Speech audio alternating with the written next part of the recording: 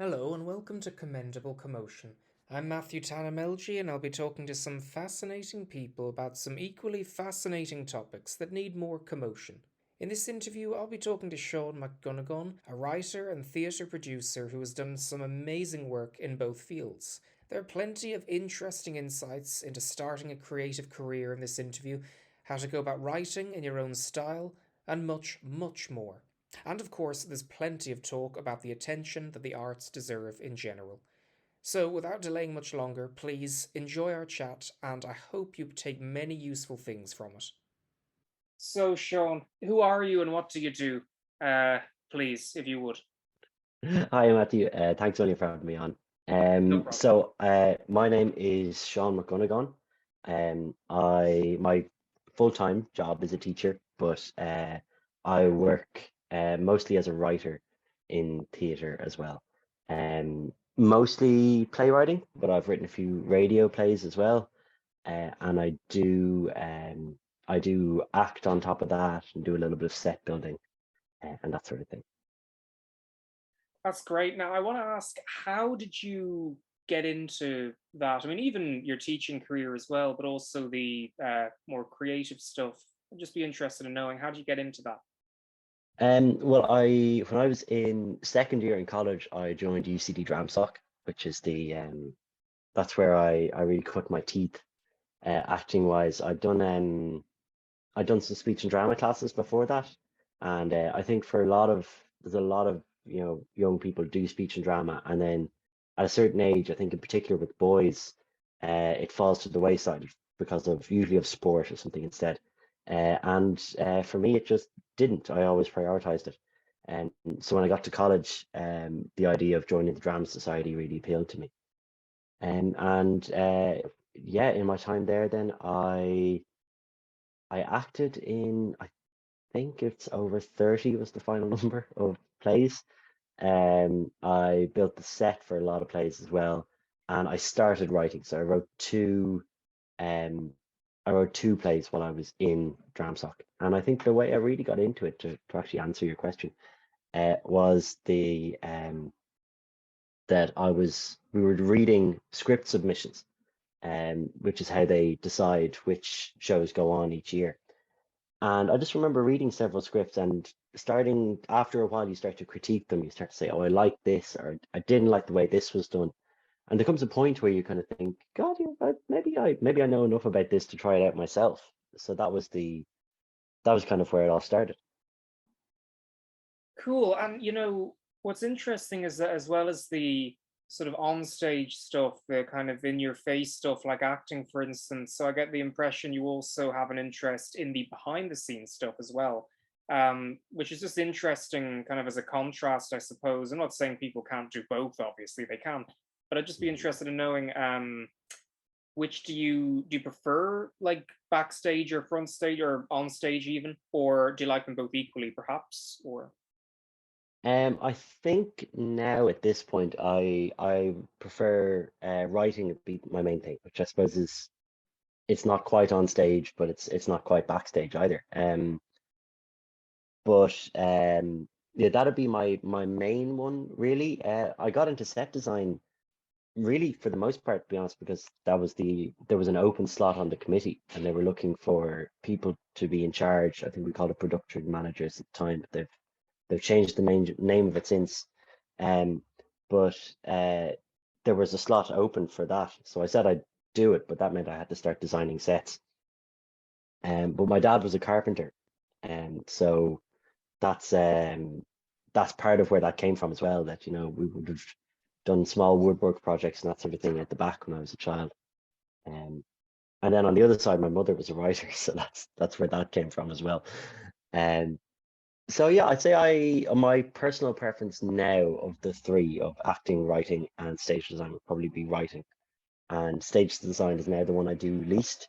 Partly just because when you've got a budget allocated to you in a college society, it's very easy to fund a set. You have €200 or so to build a set, whereas outside of college, that money is harder to come by, and it's harder to justify spending a lot of money on a set when you've got so many other things to do as well. I see. And, in terms of, let's say, I mean, the impression I get from talking to you is that a lot of this comes from your recent past, I suppose, college days, family, etc., which is nice to hear. So I guess before we talk a bit about what you've done then and since, like, what do you think your thoughts are on the importance of young people getting into these sorts of things at an early age, like you did? What are your thoughts on kind of the importance of that? I think it's vital. I like it's as much as anything like theater or any sort of writing at all gives young people and even children an outlet for creativity, a way of expressing yourself, um, which it's just incredibly important. I myself, before I got into drama or anything like that, um, I'd write a little bit of poetry and that sort of thing. And again, my mother being a writer, she would always encourage us. She'd say, "Oh, there's a competition coming up," or something like that. And so I've actually got a couple of poems that I wrote when I was a teenager that are published in textbooks for primary schools, and which is it's always a nice thing to have, you know. But that was all the influence of my mother. So I think it's really important in general for people to encourage young people to pursue whatever passion they have, but I think particularly creative passions to allow them to channel that creativity. Well, that's very impressive. Absolutely. I didn't know you'd poems published as well in primary school textbooks. That's great. And like, I mean, just from during young youth as such, for very young children, I suppose there are more barriers sometimes for expressing yourself creatively. Would you agree with that, or do you think it's more fluid now, or I would agree, yeah, and I think especially for young men, there can actually be there's a focus on you have to play sport, and all these things. It's always lovely to see parents who encourage um any children, but particularly, it's really nice to see when young boys are encouraged to follow whatever it is they're passionate about, instead of being told you have to take this path or that sort of path. Um, so I'd say, yeah, that's one of the barriers. But apart from that, I think in general, a lot of schools offer programs, and we do it in school ourselves, where like I help with the TY drama program as well, and after school musicals, which again is trying to encourage students to do that. So there are plenty of those things around. You just have to go looking for them, I think. Okay. Yeah, no, I mean, I absolutely agree. And so would you say, for the gender aspect of what you just mentioned, I don't want to be too ideological about this, but do you think that maybe that's a bit more loose these days, though? I mean, given, um, just as the years have gone by, kind of a thing, and just in general, and young people in general, would you say it's a bit more easy to do what you want, or be practical difficulties as well, though, in terms of getting your stuff published? That's a bit of a broad question, but I don't know. Thoughts on any of that? Um, yeah, not even I'll start with the bit about the difficulties for younger people. I do think it's easier now, and I think people are more accepting now of you know, a young boy who wants to do dance or drama or something like that.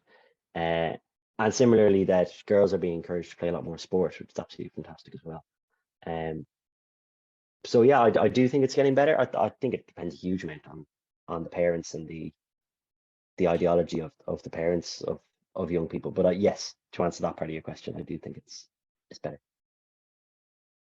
Yeah, okay, it's cool. And so in terms of like practical difficulties for young people, including like, teenagers, not just like, young kids, etc. But just what are your thoughts on like the practical difficulties that some of them may face in terms of like, oh, you want to get published, but then it's like, well, I'm only 14. What do I do? That kind of way of thinking that some teenagers may have. What would you say to people of that age who want to write or make theatre, etc.? But it can be very difficult at that age to get anybody to take your writing or your work seriously, you know. Um, But one of the wonderful things that we were always encouraged to do as kids was to enter competitions, which is quite nice because there's a lot of competitions specifically out there for young writers as well. So I would frequently entered, say, poetry competitions for under 16s. And then once I got above that category, there was an under 21 category. And after that, you were competing in the adult categories, you know. And I think that's a great way to do it. And like competitions aren't everything. The best thing a competition does really is it gives you a deadline to write something. Um, but you know, if you were a young person, like a teenager or something, talking to an older relative, saying, "Oh, I wrote this poem and I've entered it in a competition," might be taken a little more seriously than I write poetry. You know, because it kind of shows that you have an end goal yourself. Not that there's anything wrong with writing poetry just for yourself or writing anything, you know, fan fiction, whatever it is. Um, that there's nothing wrong with that at all. But it's a way of getting people on side if they're not taking it seriously, I think. And it's also nice for you as a young person if you happen to win, you know, a small prize, €50 or something like that on the competition. You know, it's that's always nice as well. It is, isn't it? And it can boost people's confidence of that age when they're, trying to, etc. It definitely can boost people's confidence at that age. Now, in terms of, because I mean, definitely, the reason I'm asking you this about young people in the arts is because obviously you've experience with teaching, and as I said, you got into a lot of this stuff from a young age yourself. So I just think it's very inspirational for young people to hear your words of wisdom, but also your work back then and now, etc. Even what you hope to do in the future. If you could talk a bit about that, that'd be great. Of course, yeah, no problem. So when I started out writing, I wrote two plays in UCD Dramsoc for starters. The first of those was a play called Puka, which is, as most people probably know, an Irish word referencing, it's kind of an old-fashioned word to refer to a ghost or a spirit of some sort. Um, and this was it started off as one scene and it turned into a short, maybe 15, 20-minute play by the end of it. And the whole idea really was just to play around with perspectives and to play around with um, how much people can see or appreciate around them. So there were four characters. One of the characters acted like a normal character in a play. He could see the other characters in the play, and that was it. There's another character then who can also see the audience, um, but is aware that the other character can't, that he's trying to kind of deal with that. One character is completely blind, and then there's one character who we never see, um, but who can see the audience and can see all the actors. And that part in particular, I think, was really fun for the guy Adam who was playing it at the time, because we had it in this very small space where we had the actors walking through the audience. There was maybe, I think we had 13, 14 people was our maximum, but the audience were sitting on cushions in a small part of the production space in Dramsock. So not the stage itself, but the part of the backstage where it was possible to rig lights as well. Um, but this was all surrounded by a black drape, and the guy playing that part who could see the audience, but we could never see him, was sprinting around the backstage area, so that every time you heard one of his lines, it was coming from somewhere different. And so that was really fun to do, and that was kind of my first attempt at playwriting. So it didn't have a huge story to it. It was more kind of messing about with the form a little bit. And then I was asked to write something as well for the Freshers Project in Dramsock, which is it's a 5-day run of a show, but each day there's a totally different cast and a totally different set of directors, but they're all trying the same script. So you're looking at how different people approach it, and that's always kind of a silly, funny play. So I wrote a play called Murder in My Cullen for that one, um, and that was yeah, that was quite different to the other stuff I've written since. Really, that was kind of just trying to be funny and silly. And then since then, I have had two shows on in the Seen and Heard Festival in Dublin. So um, each of these are work in progress works that have been on.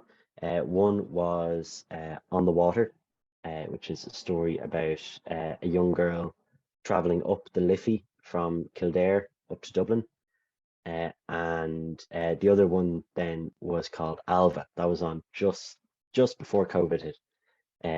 So it was actually quite nice. We had some people say afterward, "Oh, this is actually the last thing I saw before theaters shut." Was your play, which is a nice thing to hear. But that was a horror science fiction. So very different format again there. But it's about an astronaut, the last person left on a ship, on a spaceship, uh, along with his computer companion Alva, and they're fighting against this alien race that moves in the darkness. And so it was sort of trying to creep the audience out a certain amount, while still telling this story. And that's actually everything I've written in English, but I also write in Irish. And a few years ago, I joined a group called Éireach Atach Gaelach.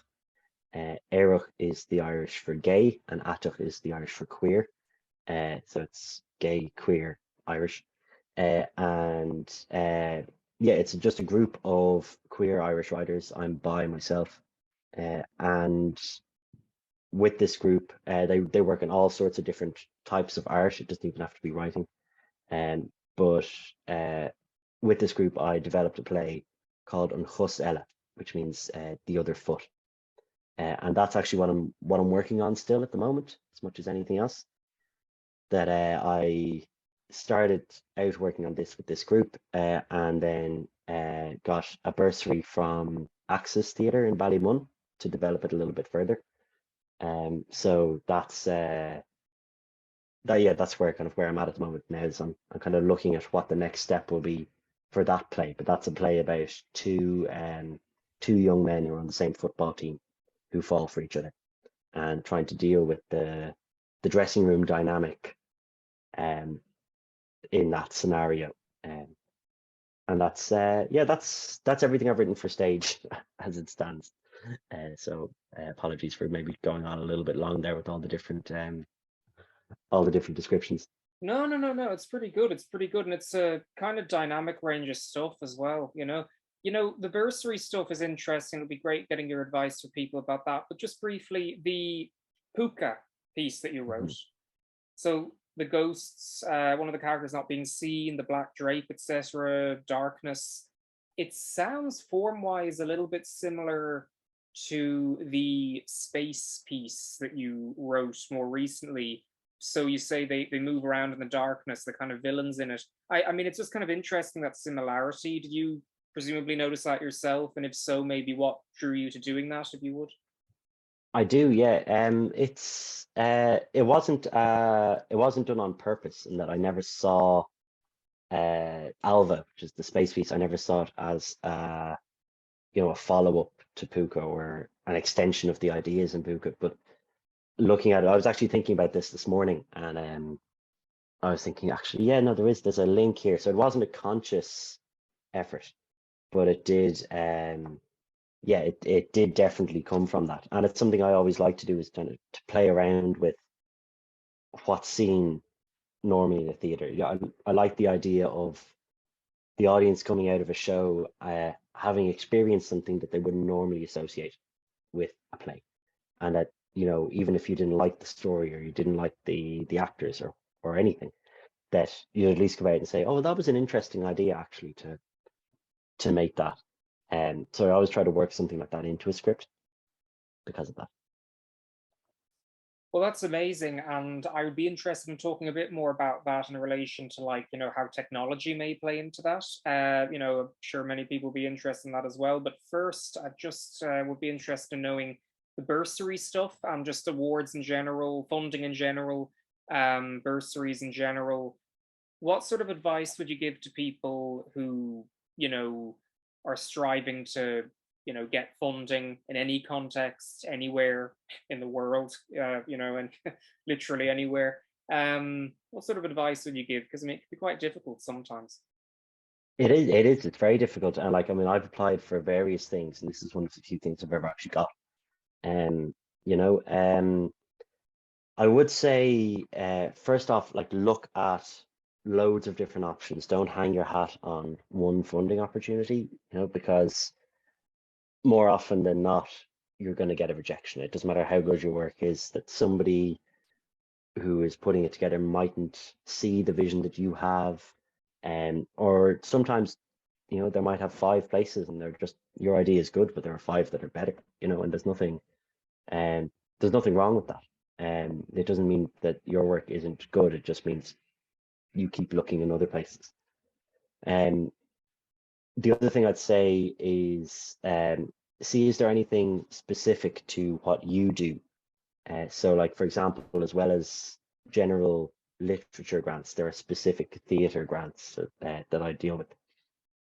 Or the bursary that I got from Access, that was called Access Oscuelga. So it was specifically to write something in Irish. Um, and there are plenty of those around as well. So if you do happen to be someone who writes in Irish, there are a lot of funding opportunities out there for you, especially in the last year or two. I think as things have started to open up again, there's a lot of money there in the Irish language sector that they're looking to give to the arts. But regardless of that, there are so many funding opportunities. There's um, there's a group called the Irish Writers Centre who are absolutely brilliant. And on their website, they have, this is specifically really for Ireland now, but they have a frequently updated list of bursaries that are on offer and that sort of thing. And they're not the only organization who are doing stuff like that. That'll be the one that I keep an eye on. But wherever you are in the world, there's probably somewhere some arts organization who are doing that. And that can help as well because it can open your eyes to a bursary that you never knew existed just because the ads for it weren't targeted at you on social media. Yeah, no, absolutely. That's very handy for people to know because I mean, at all ages, people will look for bursaries, will look for funding. It's very helpful, but it can be difficult sometimes. So absolutely, young or old or uh, in between, as we are, it's very very helpful. Definitely. So in terms of now, you mentioned the Gay and Queer Writers Association. Forgive me if I have the name wrong. I can't remember what it is in Irish. What's it called again? Sorry. Yeah, so Éireach Atach Gaelach. Okay. Now, would you say it's easier for having equal representation for LGBTQ plus people and all people in general in writing and theatre making and the arts in general? Would you say there's more of a good representation nowadays in general the world over? It's a broad question. Yeah. I know we're not geniuses who can see the world over. Just in society in general is what I'm trying to say. Do you think there's more Yeah, representation? I think so. Yeah, I think it's certainly moving in the right direction. And that doesn't necessarily mean that it's there yet.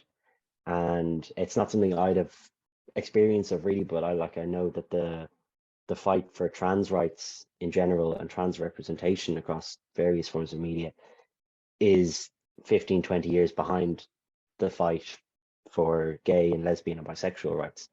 Um, so I do think it is better. I personally find it brilliant to be part of a group like that because it's given a focus to my writing in the last couple of years where I've been able to say, okay, what kind of story do I want to tell? Do I want to tell it? Do I have a message that I want to get across with this story? Whereas before I was writing really without that. Um, and even with this group, on top of writing that thing on Cosella, I've started to branch into radio drama. And I recently wrote a piece, I'm still working on it, called Seashore Osculta, which translates as open season. And it's about somebody, basically it's a woman who's just finished playing Gaelic football herself, and she's got her first commentary gig at a match where there's a player who has just come out as gay, and he's the first openly gay male footballer to come out while still playing the game. That's the kind of story behind it. But she reveals on air that she's queer herself, and she gets a huge amount of backlash from it. And it's her dealing with that in the run up to the match itself. So, but again, that's so very similar, that idea of, you know, a story about sexuality mixed in with football, very similarly to the other piece I'm working on Cosella. But that's something definitely that I saw from Eric Actaquela, because I was like, oh well, this is a perspective I have that maybe not everyone has. Um, and then to take that intersection with something like sport, where it's certainly less commonly talked about in men's sports. I know it's in women's sports there's a lot more openness and a lot more pride, I think, around sexuality. Um, but I was able to say, okay, well, I've got this, I've got the queer perspective here, but I can mix that in with something where less people in the writing group, at least, something that's new for them, because not many of them are particularly sporty. So to have both of those and to mesh them together was really nice. But again, there are groups like that. There are a lot of them. They're not everywhere, and I wouldn't pretend that they are. Uh, so it very much depends on where you live in the world. But there are plenty of groups and plenty of online communities as well, um, where you can link in with other LGBTQ plus writers, which is really helpful for you as a writer. But it also, outside of that, gives you a nice social connection. So Yes, very good. And social connection is very, very important. And, to motivate people as well. It's not particularly always good writing or making creative things if you're feeling disconnected from people in general, mhm. So that's very important. And in terms of something very interesting as well that you mentioned earlier, um, how you want to put things in plays that people maybe wouldn't always associate with plays.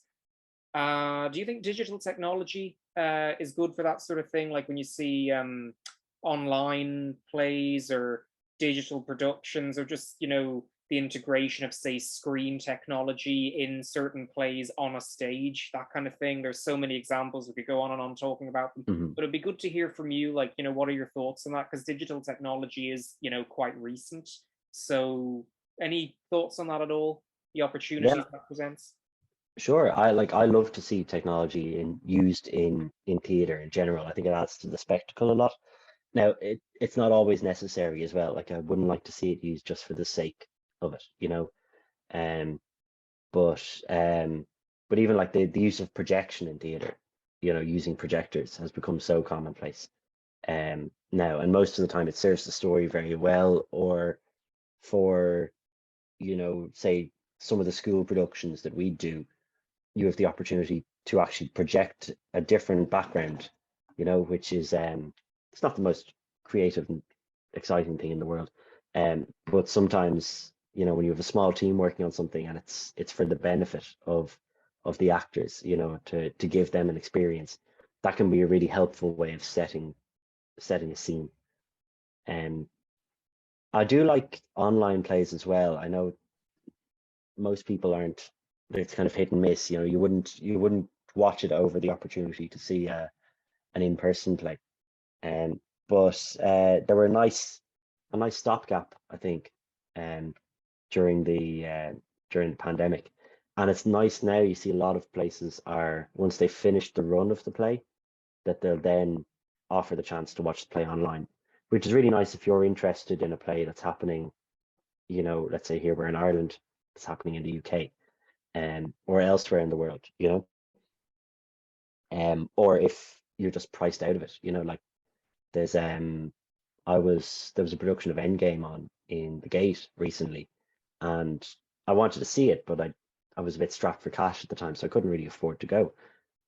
But you could buy a €10 streaming ticket a week after it finished, so I did that, and you can watch it with people then as well. And so I thought that was a really nice thing to do, and I hope that more of that happens as time goes on.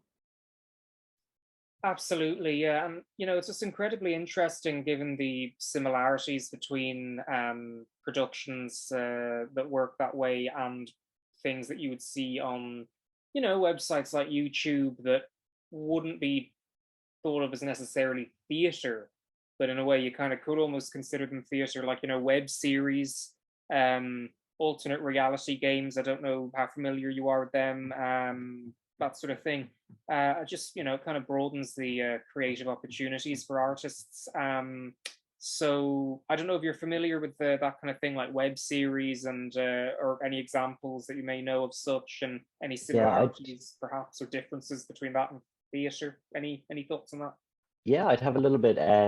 We did a web series actually when I was when I was in college. We did a web series called Sock, which is about the Sock Society. So it was a made up society in ECD. And that was a lot of fun. But it was actually the a lot of the time, like, there were web series or small web episodes used to promote a play, so kind of to create the larger world of the play. We did another play called That's Leeson Street, and there were three or four short clips online, not from the play at all, but written especially as teasers for the play itself.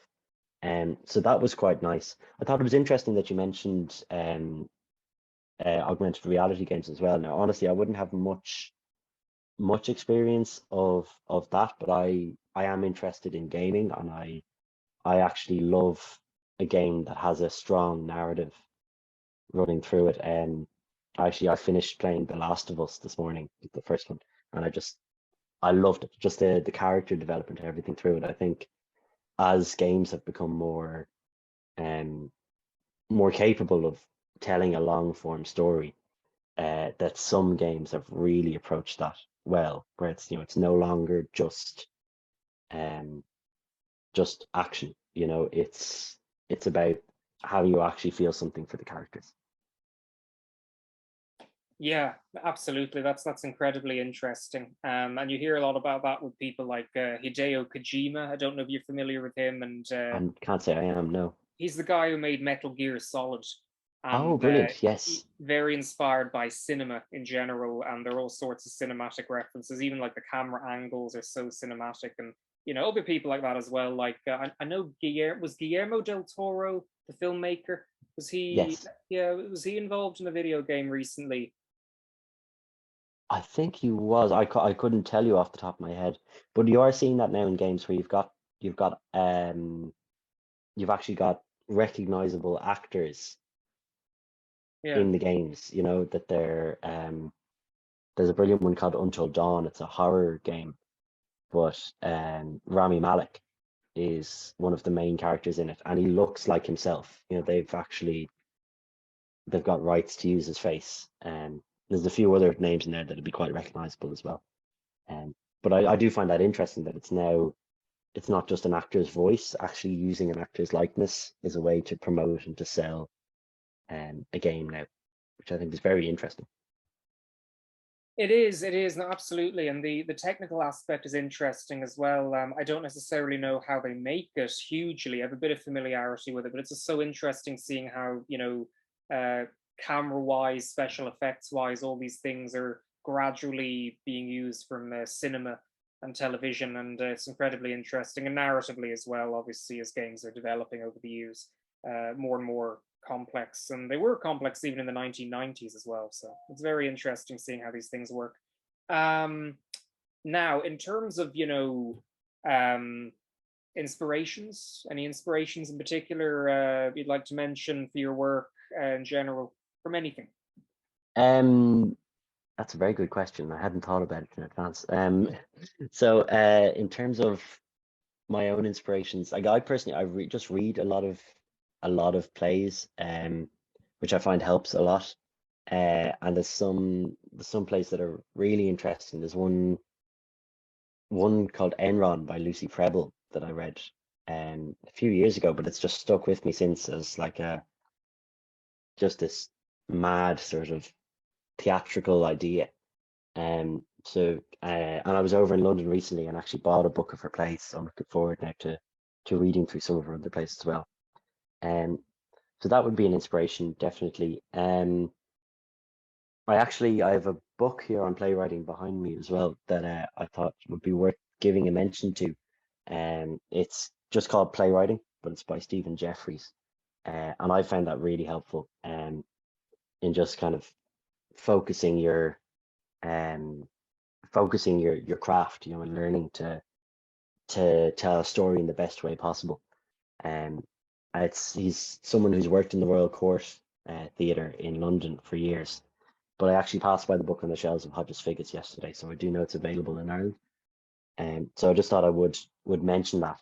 And then apart from that, in terms of inspirations, again, video games. I mean, the idea for Alva, which is the space horror um play, um, I originally got that idea from playing a video game called Prey, and I just played a demo of it, and I didn't want to go copying the game into a play, So once I played the demo, I actually put it to one side, and I told myself, okay, of once I got a much clearer idea of what this is, I'll go back and I'll actually buy the full game and play it. Um, so that was actually an inspiration for me. But you can find inspiration anywhere, and I try to read as extensively as possible. Jumping from novels to nonfiction to plays. There's a lot of radio drama out there now with the rise of podcasting, and some brilliant stuff out there as well. Um, that is always brilliant to listen to and to give you ideas. I actually took part in something recently. I acted in a podcast called Their Only Stories. Um, I know you've got Kieran Gallagher on the podcast at some point as well. And so I was working with Kieran for that. He was editing together the the show and actually directing us as we were acting in it. Um, but just in general, I think the amount of radio drama you can find in podcast form now is brilliant, and it gives you a different look on how to tell a story, which I always think is great. It does very much so, and it's very exciting seeing the rise of podcasting. It's just so exciting. And so I suppose, oh, actually, you mentioned video games again with the Prey. I'm not very familiar with that game, but did you ever hear of the video game called Scratches? No, I didn't, but It's tell me this, about it. I might I think it was an check it out. Argentinian, was it a British Argentinian co-production or American Argentinian, like USA and Argentinian? I can't remember, but it was so, I don't know, is cinematic the right word, but the atmosphere was just impeccable. The narrative, it was this sort of horror kind of thing, but it wasn't like, guns blazing kind of thing. It was a sort of, you use your wits, and it was a sort of point and click thing, but it was, this guy in a house who moves into this house and there's a dark secret in it. It's brilliant. And it just, again, it's one of those things where, a bit like what you were saying, it's like, wow, you can see how different media becomes just more fluid as the years go by, and it's no longer 1980s little pixels and shooting stuff and that's it. It's so complex narratively and thematically and atmosphere wise. It's just brilliant. So I was wondering if you're familiar with that, because it's just one of those things. Yeah. It's not one I've heard of. Actually, I'm gonna find a pen here and make a note of it as we're chatting, It's because quite I'd the love to try that. experience. But I suppose one of the great reasons it's great to talk to you and about you, actually, is because you have so much experience with young people, working with young people, and you started out in this area as a young person like me and everyone Mm. else, many people who are interested in this. So, just in general, your advice to people who want to start out. I know we heard your advice, but any more advice you could give before we finish, Yeah, if any at all? absolutely. And I'll kind of stick to specifically to writing, and for the most part, I think playwriting here. I want to just preempt this as well by saying that I still consider myself to be at a very early stage in my own career. I haven't actually had a full production of a play on or anything like that yet, and it's a milestone I hope to hit in the next year or two, or next couple of years. Um, but I'm not pretending that I'm the expert on these things either. Um, the first thing I'd say is that anybody who's interested in writing, and who, if you've got an idea in your head, start writing it down. Stop putting it off and go for it.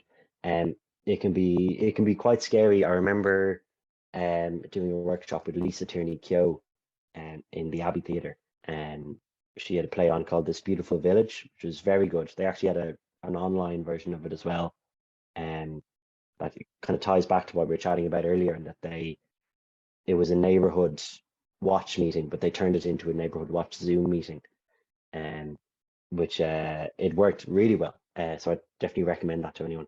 But anyway, this playwright Lisa Tierney Keogh, she said that it's very difficult to start writing something because it's never going to be as good as it was in your head, and that always stuck with me. I think as just a reality of writing, that when you've got this idea in your head, there's all these endless possibilities, and at the same time, because you haven't actually tried to structure it fully yet, you're not spotting the plot holes.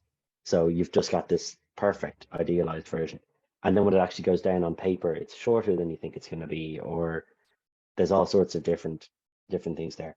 But you have to take that leap, and you just have to accept that as a reality from day one, that when you write something, it's probably not going to be as good as you thought it was going to be, but that doesn't mean it's not good.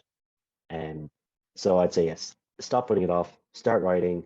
If you can't write comfortably at home, go to a cafe where they don't want you using your laptop, or libraries. A public library is free, which helps a lot. And you don't want to go spending €20 a day on coffees because you want to write. So that can be brilliant as well.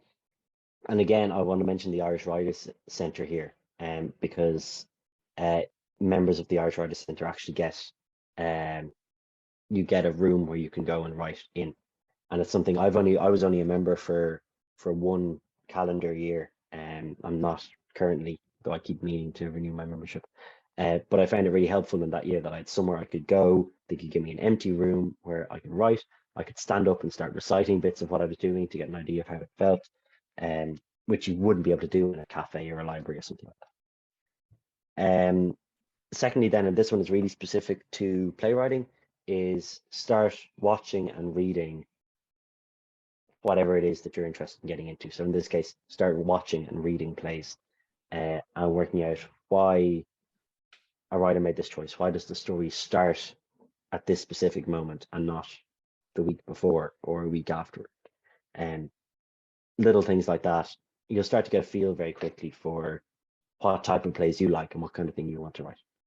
And then the last bit of advice is to take the plunge and get feedback. Give it to someone who you think, whose opinion you trust, and who you think will be able to give you honest, critical feedback, while at the same time not completely breaking your heart.